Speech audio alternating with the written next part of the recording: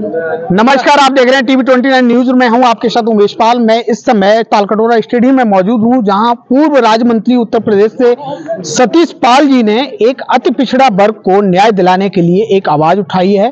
ऐसे अनगिनत पहले भी कई लोग आवाज उठाते रहे, लेकिन सतीश पाल जी का मानना है कि अति पिछड़े वर्ग को अभी भी न्याय नहीं मिला है। जो न्याय दिलाने का काम सतीश पाल जी की टीम और उनका संगठन करेगा। मैं जानना चाहूंगा आखिरकार किस तरह की कवायद और कैसे कैसे लोग और कौन संगठन शामिल रहे जिनकी तरफ से समर्थन सतीश पाल जी को मिला है। जी सतीश जी, बहुत समर्थन मिला, इसकी हमने उम्मीद नहीं की थी। जो मैंने आज यहाँ कार्यक्रम किया, इसमें मंच पर इतने लोग आए, बहुत बड़े विचारक, चिंतक, पतंजलि जी, एक सर्वजीत सिंह हमारे सामने खड़े, इसे तमाम हमारे सामने खड़े, ये आपके अरे पटेल साहब और हरि भाई पटेल जी, ऐसे तमाम लोग हैं जिनका किनका नाम लें।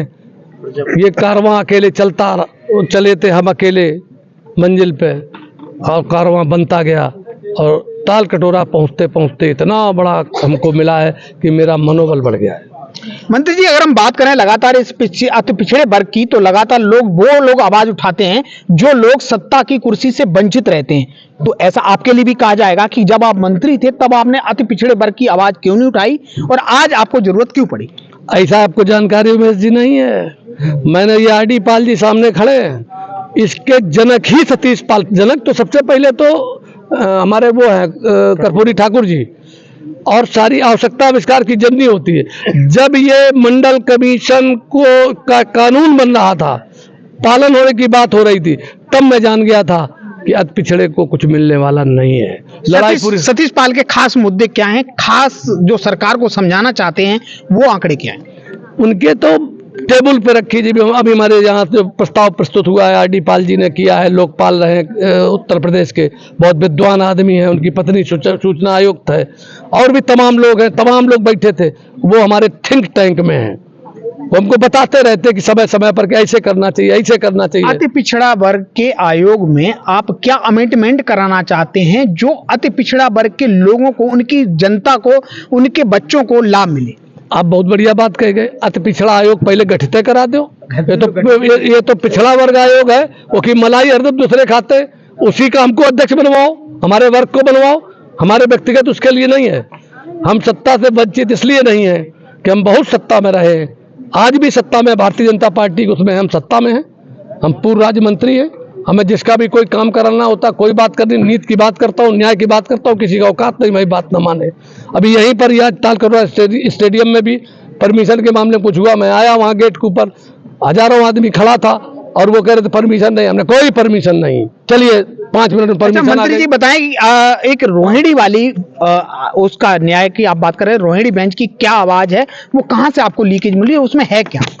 अरे लीकेज क्या है, उसका तो बाकायदे सब पता तो चली जाता है कि वो जो जस्टिस रोहिणी जी ने जो रिपोर्ट दी है, वो रिपोर्ट तो महामहिम राष्ट्रपति के पास पहुंच गई और उसकी तमाम चीजें आपके नेट पर पड़ी हुई हैं। सार्वजनिक क्यों नहीं की जा रही सरकार द्वारा? अरे जब तक वो कैबिनेट में नहीं आएगी, सामने नहीं आएगी, इसके बाद कोई प्रेस कॉन्फ्रेंस करेगा तब तो सार्वजनिक होगी।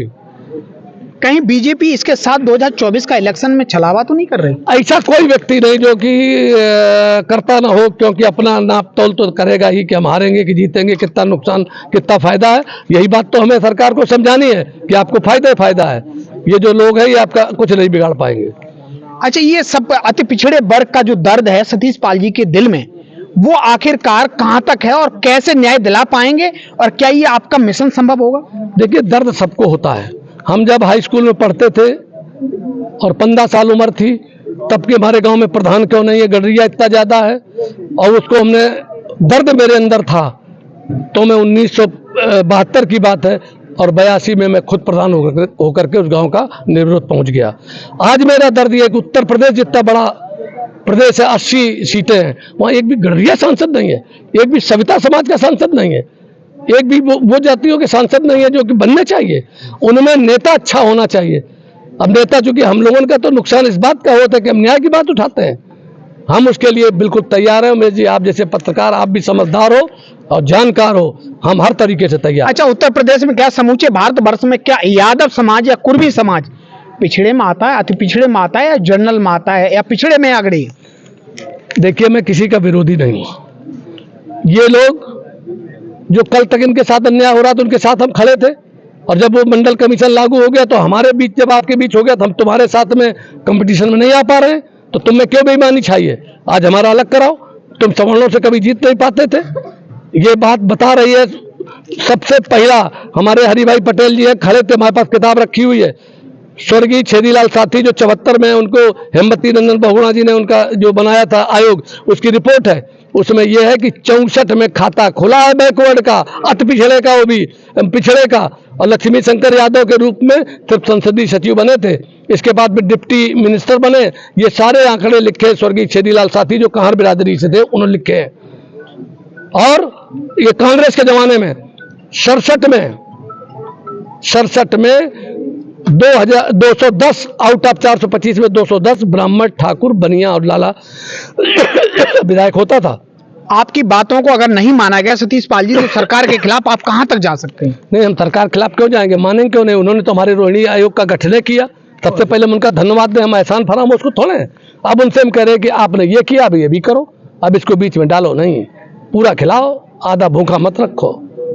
देखिए, सतीश पाल जी का कहना है कि जिस तरह से जो सरकारें जो अमेंडमेंट नहीं करती, जो बिल ले आती हैं, लेकिन वो पारित नहीं होता, सार्वजनिक नहीं होता, लोगों में लाभ नहीं मिलता, नीचे जड़ तक नहीं जाता। सतीश पाल जी का काम है कि जो आपने किया है उसकी आपको हम धन्यवाद देते हैं, लेकिन आखिरकार वो जमीन तक जाना चाहिए। वो मुद्दा जमीनी लोगों को, हमारे अति पिछड़ा वर्ग के लोगों को न्याय मिलना चाहिए, उनके एडमिशन होने चाहिए, उनको नौकरियां मिलनी चाहिए, उनकी IAS PCS बनने चाहिए।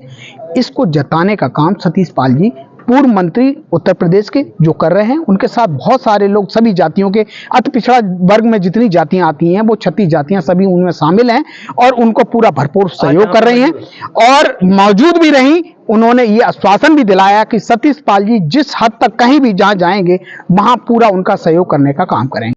मेरा नाम है सरजीत सिंह खंडसाल, और ये खंडसाल अशोक वंश का गोत्र है, और वैसे मैं नंदवंशी से माना जाता हूँ, लेकिन मैं जातीय में विश्वास नहीं करता। ये जातीय नस्लें जानवरों में होती हैं, मुर्रा भैंस, साहिवाल बैल, हरियाणवी बैल। मनुष्य की जाति सिर्फ एक है, और मानवता धर्म एक है।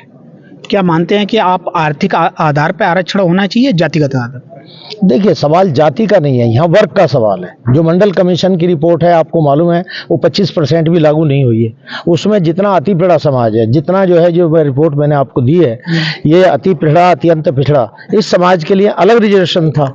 संविधान ये रखा हुआ है, इसमें आर्टिकल बना हुआ। क्या होना चाहिए कि जो संविधान के तौर पर आप चाह रहे हैं कि जातियों में जातिगत आधार पर बंटवारा होना चाहिए, आरक्षण का बंटवारा, वर्गीकरण होना चाहिए। जो जीरोहणी है, जीरोहणी कमीशन जो है, वो भी यही कहता है कि भारत सरकार की सेवाओं में जो अति पिछड़े वर्ग के लोग हैं, आप बताओ, इतने लोग यहाँ पे हैं, एक आदमी कोई IAS बताइए, IPS बताइए, डॉक्टर बताइए, इंजीनियर बताइए, लेकिन जब ये हो जाएगी तो हम लोग जो है लगभग 20%, 27 में से 20% पिछड़ा 7%, अति पिछड़ा 11%, अत्यंत पिछड़ा 9, तो 11 + 9 20। तो हमारा यही कहना, 1000 पद IAS IPS अलाइड के हर साल UPSC से भरते हैं, यूनियन पब्लिक सर्विस कमीशन। तो 200 पद हमारे हो गए ना। हर प्रखंड, हर जिला, हर तहसील में हमारा आदमी होगा प्रशासनिक अधिकारी। ऐसे ही स्टेट लेवल पे जो PCS से आते हैं, SDM है, डिप्टी SP हैं, और सारे पद हैं, वहां भी 200 पद हमें मिल रहे हैं। तो हमारे 20% जब मिल जाएंगे अति पिछड़ों के, अत्यंत पिछड़ों के, तो उसके बाद हमारे ऊपर कोई अत्याचार नहीं करेगा, पहली बात। और यही फिर आगे चल के MP MLA में भी जैसे शेड्यूल कास्ट को दे रखा, उसके लिए प्रोसीड करेंगे हम लोग। ये जिस तरीके से शेड्यूल कास्ट को दे रखा, लेकिन आज तक इन्होंने, चाहे मुलायम सिंह हो और चाहे वो मायावती हो या कोई भी हो, अगर ये कुछ काम किया है तो BJP ने ही ये रिपोर्ट बताई। जैसा कि RD पाल साहब जो है समिति में थे हम लोगों के साथ, जब ये गए थे मुख्यमंत्री से मिलने, और भाई साहब ने तो बहुत पहले से छेड़ रखा। हम लोग जब मिलने गए थे तो उन्होंने ये कहा था कि राघवेंद्र कुमार को इस बार हम हाई कोर्ट का जस्टिस जो है उसको बनाएंगे, इसका अध्यक्ष, क्योंकि राजनाथ सिंह के टाइम में आपको मालूम है अशोक यादव जो है सुप्रीम कोर्ट चल के स्टे ले आए थे, 2006 में स्टे वैकेट हुआ, उसके लिए हम कितने लगे रहे, तो बहुत अलग चीज है। लेकिन मेरा ये कहना है, ये तो भारतीय जनता पार्टी के लिए हॉट केक है, जैसा कि भाई साहब ने बताया, माननीय मंत्री जी ने बताया, जैसा ये हॉट केक है। और ये भी जान लें, ये 40% है, 40 से लेके 42%, 36% पे सरकार बनती है। अगर इनकी नेतृत्व में हम लोग 1,16,000 गांव है उत्तर प्रदेश में, और तमाम प्रखंड, तमाम तहसील, अगर खाली ये मैसेज पता लग जाए लोगों को, तो सरकार इनकी ही बनेगी, हम ही लोग होंगे सरकार के अंदर। अब तो कोई कैबिनेट मिनिस्टर भी नहीं दिखाई देता कहीं, किसी को छोटा बना दिया, कुछ बना दिया। आप बताइए इनमें कौन सी कमजोरी है? कितने दिन पहले, मेरे ख्याल से 22 साल पहले राज्य मंत्री थे।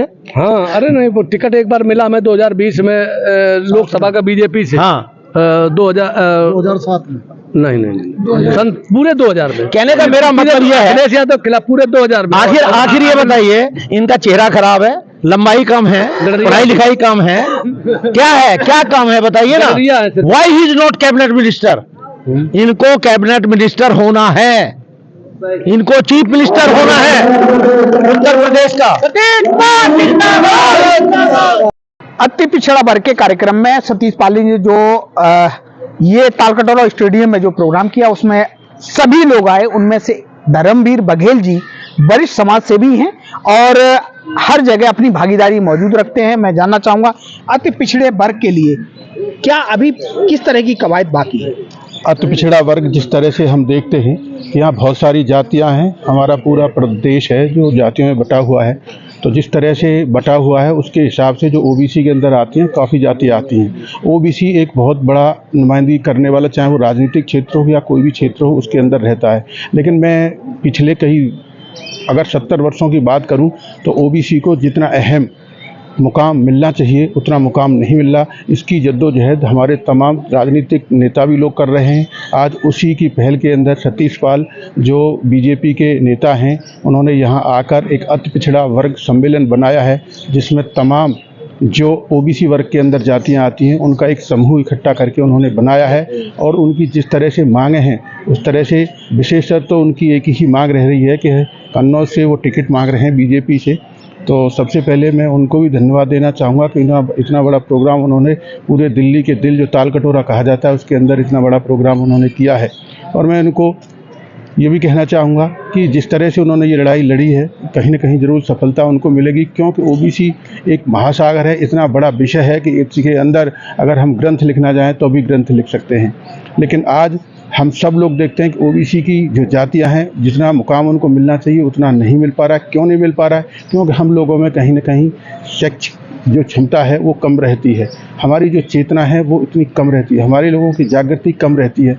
मैं एक पढ़ा लिखा इंसान हूँ, अगर मैं कहूँ आपसे कि बहुत सारे स्टेट जो हैं भारतवर्ष के जहाँ 27% रिजर्वेशन हम लोगों को मिलना चाहिए, वहाँ भी नहीं मिला। सबसे पहले मैं हिमाचल की बात करूँगा। धर्मवीर जी, मैं आपको रोकना चाहूंगा कि जो आरक्षण की अगर बात करें तो आरक्षण क्या आर्थिक स्थिति में होना चाहिए, जातिगत गणना?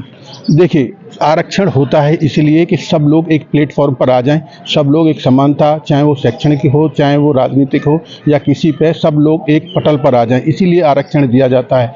बहुत सारे आप लोगों ने देखा होगा EWS के तहत भी सवर्णों को दिया जाता है। मैं उसकी भी सराहना करता हूं, क्योंकि हो सकता है बहुत सारे सवर्णों में गरीब लोग हैं जिनको आरक्षण की जरूरत है। लेकिन कहीं ना कहीं जो ओबीसी का अगर मारा जा रहा है 27% रिजर्वेशन, तो मैं जरूर किसी भी सरकार हो, चाहे प्रदेश की सरकार हो, चाहे आप केंद्र की सरकार हो, उसमें 27% रिजर्वेशन बहुत सारे मेरे राज्यों में नहीं है, उन राज्यों में भी जरूर 27% रिजर्वेशन होना चाहिए। मैं आगे अपने जो वक्तव्य की कड़ी में जरूर TV29 के तमाम व्यूअर्स को, जो हमेशा TV29 के जो भी स्टाफ रहते हैं, इसमें मेरे भाई डॉक्टर रमेश पाल जी हैं, धर्मपाल जी हैं और भी खोड़ा कॉलोनी की टीम है, और जो तमाम जो आस पड़ोस के यहाँ दिल्ली के रहने वाले लोग हैं, हमेशा कोई भी समाज का प्रोग्राम हो बहुत बढ़ चढ़ कर हिस्सा लेते हैं। मैं सबका भी एक बार तहे दिल से इनको धन्यवाद भी देना चाहूँगा और ये ज़रूर कहना चाहूँगा कि हाँ भैया, इसी तरह से आप अपना जो भी प्यार है हम लोगों पर उड़ेलते रहें, और ज़रूर एक दिन ऐसा आएगा कि यही समाज आपको कहीं ना कहीं, चाहे लखनऊ हो चाहे दिल्ली हो, ज़रूर आपको मुकाम हासिल कराएगा। और मैं कहीं ना कहीं ज़रूर कह सकता हूं कि हमारा जो भविष्य है बहुत ही सुंदर है। हाँ, कुछ लोग ऐसे होते हैं कि जो अपनी सीट पर बैठ के कुछ कहते हैं, लेकिन उनकी अपनी एक सीमित दायरा होता है। लेकिन मैं ज़रूर ये कहना चाहूँगा कि ये समाज अब रुकने वाला नहीं है। इस समाज ने भी ठान लिया है, चाहे कहीं का भी हो, किसी भी तरह का हो, इस समाज के अंदर जागृति और वो चेतना की वो एक ज्वलंत लहर चल रही है, जो कहीं न कहीं आंधी और तूफान में जरूर परिवर्तित होगी। मैं फिर एक बार TV29 के तमाम व्यूअर्स को और उनके स्टाफ को बहुत बहुत धन्यवाद देता हूं, क्योंकि आपने मेरी बात रखी और ये मेरी वाणी जरूर लाखों लोगों तक जाएगी। इसके लिए आप बहुत बहुत आपका धन्यवाद, बहुत बहुत आभार। धन्यवाद। वीरेंद्र पाल कहाँ से आए हुए हैं? हम संभल से आए हैं, उत्तर प्रदेश। संभल उत्तर प्रदेश से। जी, जी। तो इसमें आपका कोई संगठन है या किस तरह से समर्थन कर रहा है? अखिल भारतीय पाल महासभा संगठन है और सतीश पाल जी ने जो अति पिछड़ा वर्ग का सम्मेलन करा है यहाँ पर तालकटोरा स्टेडियम में, उनके समर्थन में आए हैं। जो कि सन 2001 से सामाजिक न्याय जो अति पिछड़ा वर्ग की मांग है, जो कैटेगरी 27% जो आरक्षण बीसी को मिला हुआ है, उसमें जो वर्गीकरण करके जो जातियां वंचित रही हैं आरक्षण है, उनकी जो मांग चल रही है वो सतीश पाल जी उठा रहे हैं। उनके समर्थन के लिए हम संभल से करीब 15-16 लोग उनके समर्थन के लिए तालकटोरा स्टेडियम में आए। रमेश प्रधान, रमेश जी, आप कहाँ से आए? हरियाणा से। हरियाणा में। हरियाणा में कौन सी जगह रहते हैं? डिस्ट्रिक्ट फरीदाबाद। हरियाणा में जो धनगर का सर्टिफिकेट लेके बहुत सारी मंशाएं लोगों की, वो क्या है? देखिए, मैं आपको एक बात बताना चाहता हूँ कि हरियाणा में भी सरकार को सब कुछ पता है। हरियाणा में भी बैकवर्ड क्लास लगभग 52% है। 52% में से आज जो ये सम्मेलन हुआ अति पिछड़े का, इसमें 37% हरियाणा में है। 37% अगर हरियाणा में है तो आप कल्पना करें हमें हमारा हक मिलना चाहिए या नहीं मिलना चाहिए। अपने हक को लेने के लिए अब हम हरियाणा ही पूरे हिंदुस्तान में एक अभियान चलाएंगे। सरकार ने हमारे को मनोहर लाल खट्टर ने हमारे को एससी में कर भी दिया था, लेकिन वो मामला अभी विचाराधीन है कोर्ट में। हम सरकार से अपील करेंगे, मांग करेंगे कि सरकार तत्काल हमारे को अपने एससी में घोषित करे। अच्छा, ये जो अभी हरियाणा में किया था कि गडरिया समाज को सासी की उपजाति बना दी थी, वो क्या है? सासी की उपजाति गडरिया समाज है, ये मैं नहीं कह रहा, ये इतिहास कह रहा है। मेरे पास कागज है बहुत लंबे चौड़े, लगभग 50-60 साल पुराने कागज हैं। ये आदरणीय और माननीय अम्बेडकर जी ने हमारे को ऐसे में ही रखा था, लेकिन कुछ चंट चालाक जातियों ने हमारे को वहां से निकाल दिया। मैं आपको ये बताना चाहता हूं, मेरे पास इस बात के प्रूफ हैं कि हम एससी में हैं पूरे हिंदुस्तान में, लेकिन मैं आपको ये बताना चाहता हूं कुछ चंट चालाक जातियों ने, चंट चालाक अधिकारियों ने हमारी इस कलम को मिस्टेक कर दिया और जातियों में से ऐसा वर्ग बना दिया कि ये घाट हरियाणा में ही गडरिया का गौडरी कर रखा है। गौडरी कोई जाति हरियाणा में नहीं है, मैं दावा कर रहा हूं, और सर्वे हो चुका है इस बात का कि गौडरी ही गडरिया है। हम इस न्याय को चाहते हैं। नमस्कार, आप देख रहे हैं टीवी 29 न्यूज। मैं हूं आपके साथ उमेश पाल। मैं इस समय तालकटोरा स्टेडियम में मौजूद हूं, जहां पर ओबीसी मोर्चा का खास तौर से सतीश पाल जी ने एक बहुत बड़ा प्रोग्राम किया, जिसको ओबीसी की अति पिछड़ा वर्ग की सभी जातियों को एक सूत्र में बांधने का काम किया। जहां महाराष्ट्र की धरती से चलकर कल्याणी जी आई हुई हैं, कल्याणी जी बागमारे, और वो भी एक अपना संगठन चलाती हैं और ओबीसी को न्याय दिलाने के लिए, खासकर पिछड़ा वर्ग के, अति पिछड़े वर्ग के लोगों को न्याय दिलाने का काम करती हैं। तो मैं जानना चाहूंगा कि कल्याणी जी, आप ओबीसी के बारे में क्या कहना चाहेंगे और किस तरह के न्याय दिलाएंगे? यहाँ पे आज जो सम्मेलन सतीश पाल जी सर ने अति पिछड़ा ओबीसी वर्ग के लिए रखा है, पहले तो मैं उसका समर्थन महाराष्ट्र की तौर से एक भगिनी यहाँ पे कर रही हूँ। ओबीसी समाज जो पूरे भारतवर्ष में फैला हुआ है, जो पाल, बघेल, गडरिया, अलग अलग नामों से उसको बोला जाता है, लेकिन महाराष्ट्र में भी ऐसा ही अन्याय हो रहा है।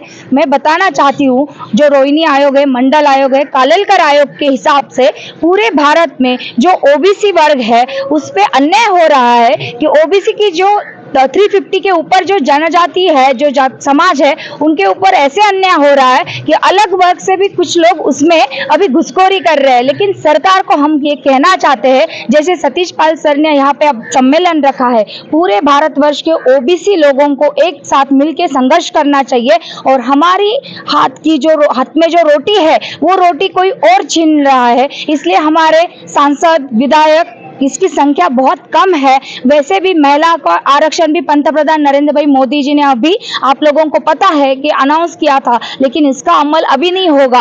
वैसे ही धनगर समाज में भी, महाराष्ट्र का धनगर समाज भी नोमैडिक ट्राइब में 1990 के बाद नोमैडिक ट्राइब में विमुक्त भटकिया जाति जमाती में आता है। लेकिन धनगर समाज जो संविधान के अनुसार वो एसटी में है, लेकिन उसका अमल ना केंद्र सरकार कर रही है, ना राज्य सरकार कर रही है। इसलिए ये जो आज ओबीसी का जो यहाँ पे सम्मेलन रखा हुआ था उसके लिए हम लोग समर्थन देंगे और सारी ओबीसी जातियों को मैं भी आह्वान करती हूँ, आवेदन करती हूँ कि सब मिलके यहाँ संघर्ष करें और अपना ओबीसी का हक ले लें। कल्याण जी, मैं अगर बात करूं महाराष्ट्र की, तो महाराष्ट्र में बहुत बड़ा मुद्दा है धनगर मुद्दा।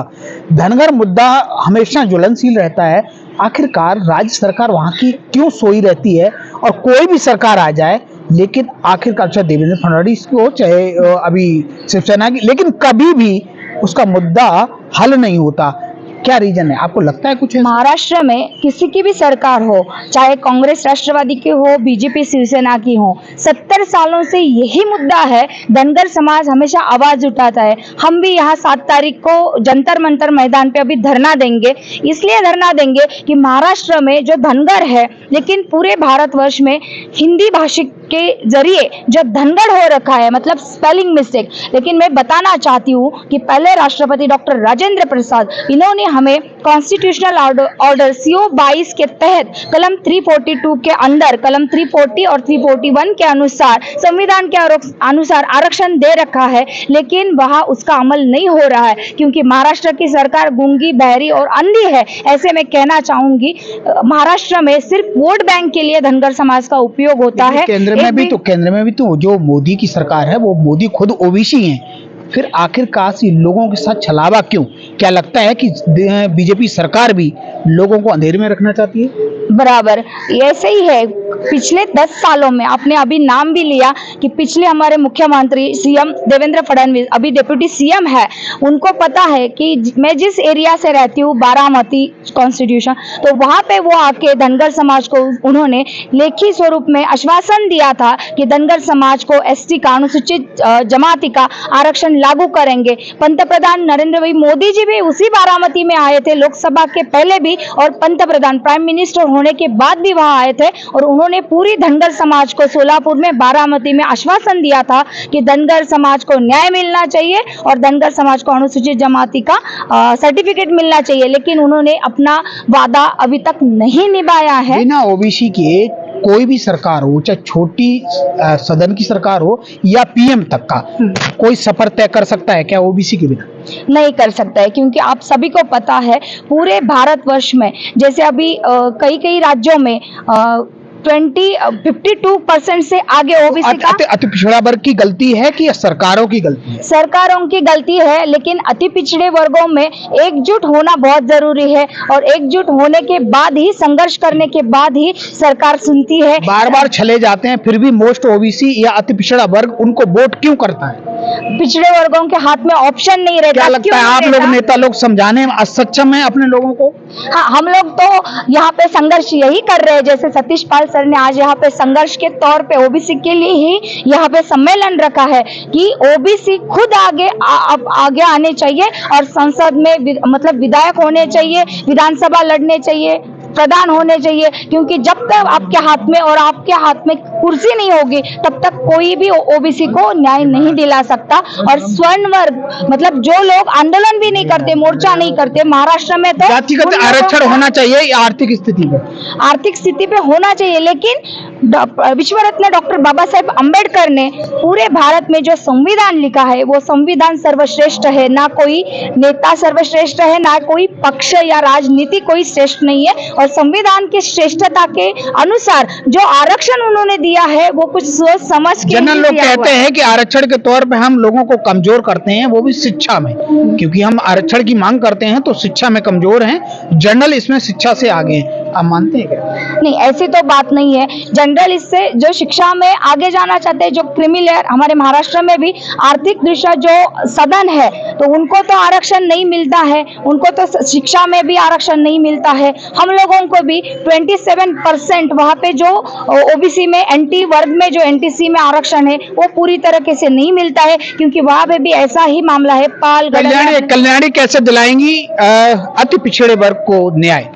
हम तो अपनी मांग यहाँ रखने आए हैं। अभी जो विंटर सेशन यहाँ चल रहा है, हम संघर्ष कर रहे हैं इसीलिए, और सरकार से हम आवेदन करते हैं। और इस अभी जंतर मंतर पे भी हमने जो धरना रखा है इसीलिए रखा है कि ओबीसी का सेंसस होना जरूरी है। पूरे भारतवर्ष में इतना ओबीसी की पॉपुलेशन है, लेकिन उस हिसाब से उनको न्याय कहीं पे भी नहीं मिलता है। और स्वर्ण वर्ग होगा या मराठा वर्ग होगा, ये लोग सिर्फ पिछड़े।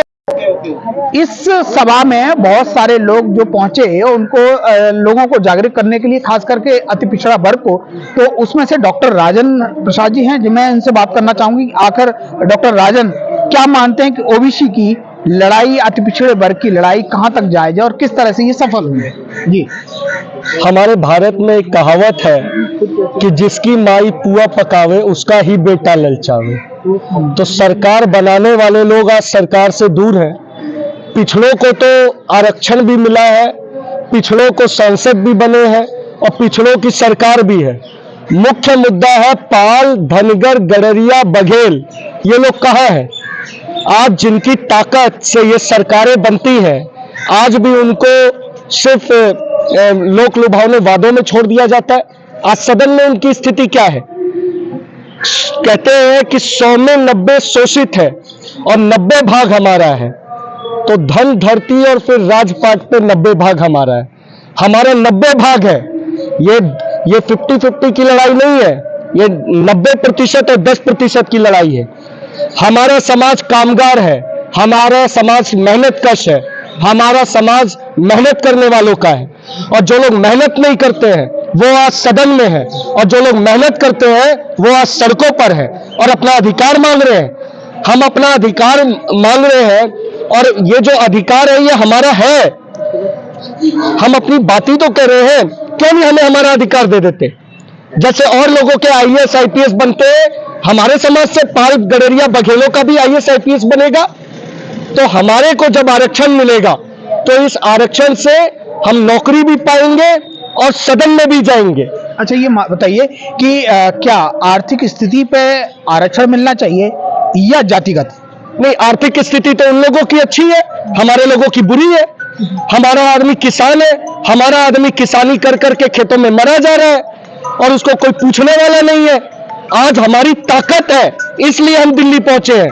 हमारी ताकत है कि हम अपना अधिकार मांग रहे हैं। जनरल का 10% का विरोध क्यों नहीं हुआ? किसका? जनरल का नहीं, जनरल का 10%। हम तो जनरल के 50% का विरोध कर रहे हैं ना, जनरल का 10% का हक ही नहीं है।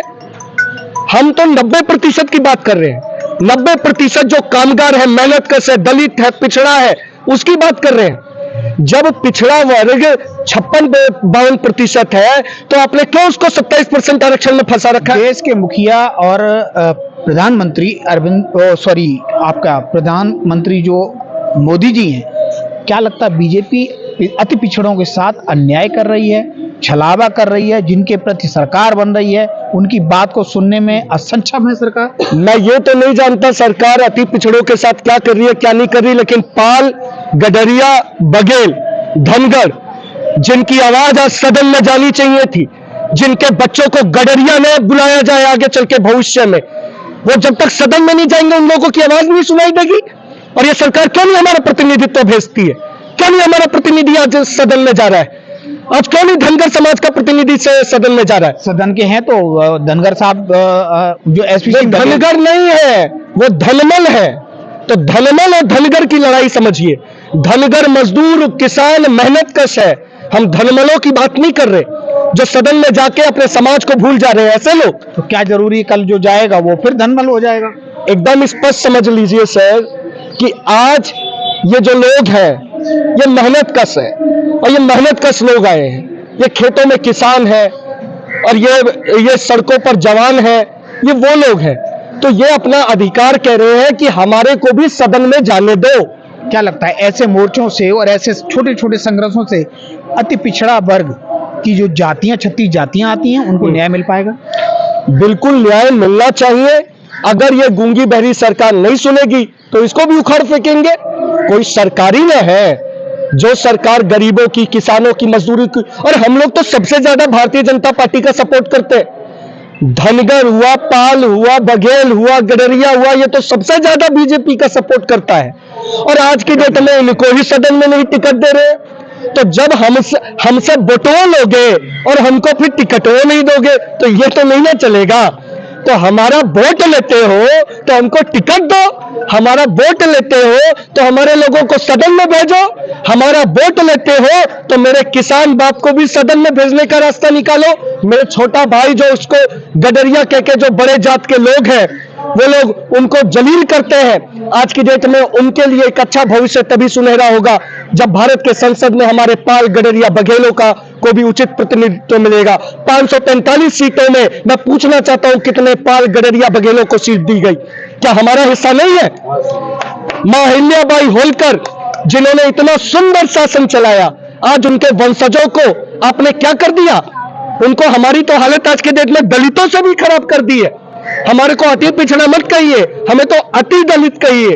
आज हमारे लोग अति दलित हैं। आज उनको पढ़ाने के, आज उनको स्कूलों में जगह नहीं मिल रही, कॉलेजों में जगह नहीं मिल रही, नौकरियों में जगह नहीं मिल रही, सदन में जगह नहीं मिल रही। तो हम अपनी आवाज नहीं उठाए तो क्या करें?